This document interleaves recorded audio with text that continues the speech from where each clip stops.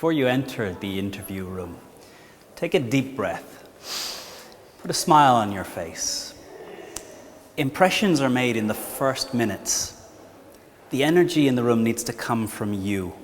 Remember, you need the interviewer to put their hand up and say, "We should hire this person."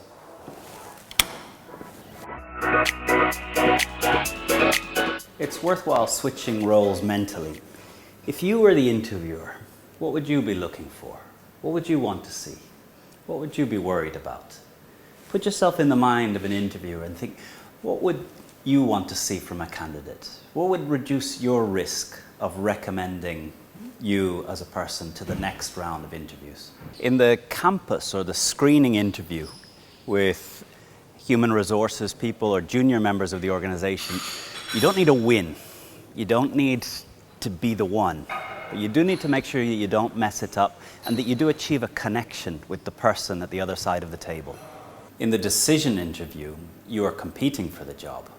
Do you have clear, well-researched assumptions about what criteria this organization will use to choose the person for the job?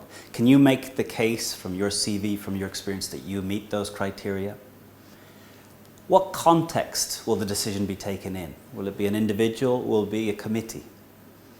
It may well be that your interviewer has to make the case to support you. How can you help your interviewer sell you in a later meeting? A really good task is to sit down and write the script of a memo that your interviewer would write to his organization recommending that they hire you. What points will they be able to share with the rest of the organization after this interview? So sit down and write that memo, the memo that your interviewer will write recommending you for the job. I spent 3 years as an interviewer with Accenture. Accenture trained me to look for 5 areas and 20 specific qualities in an interview that would tell me that this person was a right fit for our organization. Table 1, accompanying this video, highlights the key behaviors that form these 20 qualities. As you read the indicators listed in the table, reflect on the experiences that you have had that can be the basis for specific examples you can share about yourself.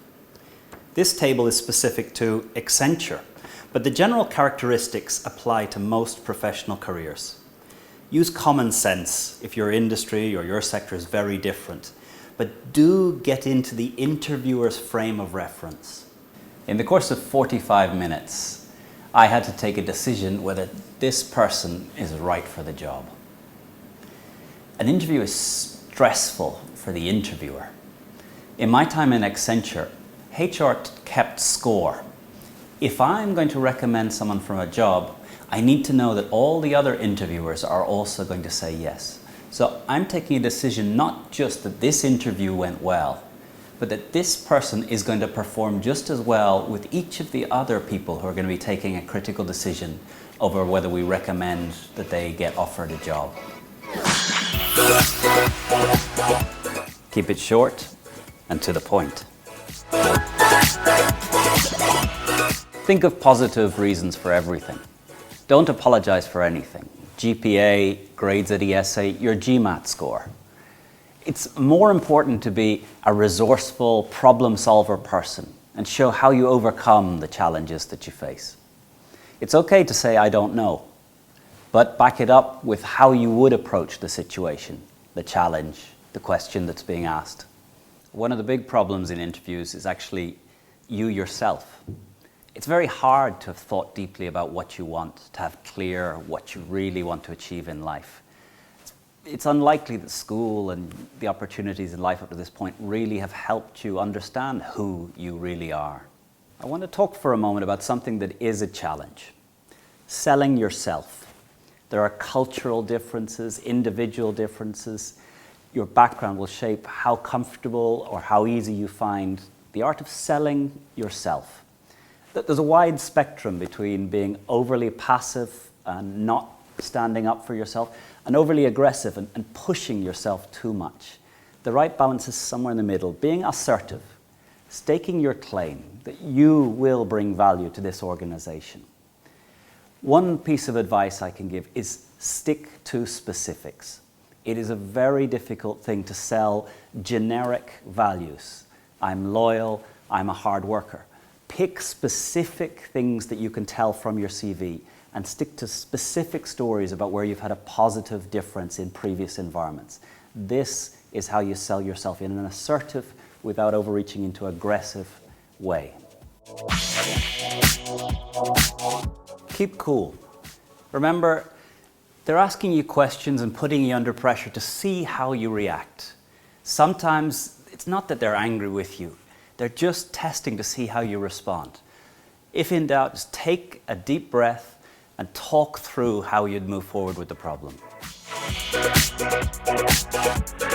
Practice, practice, practice. What sounds good in your head may not necessarily sound good when spoken out loud. Practice, practice, practice. All computers these days come with a webcam. A really great practice is taking these questions, switching on your webcam, and giving your best answer. Hear how it sounds out loud. Hear your voice answering the questions you're going to be asked in the interview. Malcolm Gladwell made famous the 10,000 hours. What really makes the difference in those that excel is 10,000 hours of practice. Hour upon hour of speaking out loud, finding your answers, finding the way of expressing yourself. Switch on that webcam. An excellent practice and a way that you can be of great help to the other students is to offer to help them by interviewing them. Ask other students questions from this question set. See how they respond. Help them develop their answers. And in that practice as an interviewer, you're going to start to learn how to project yourself in the best possible way. But get that practice in, get that webcam on, start hearing your voice answering these questions. Do not allow what's in your head that the first time you hear it out loud is in the interviewer for the job of your dreams. Regarding feedback, Ken Blanchard, the author of The 1 Minute Manager, tells us we should be positive on the person and harsh on the task. When you interview others, be positive on them as people, but be harsh on their answer. When others interview you, don't let them away with, yeah, that was okay. Make them be harsh on your answer. Make them really push to get the best out of you in the specifics of your answer. It's a marathon, not a sprint.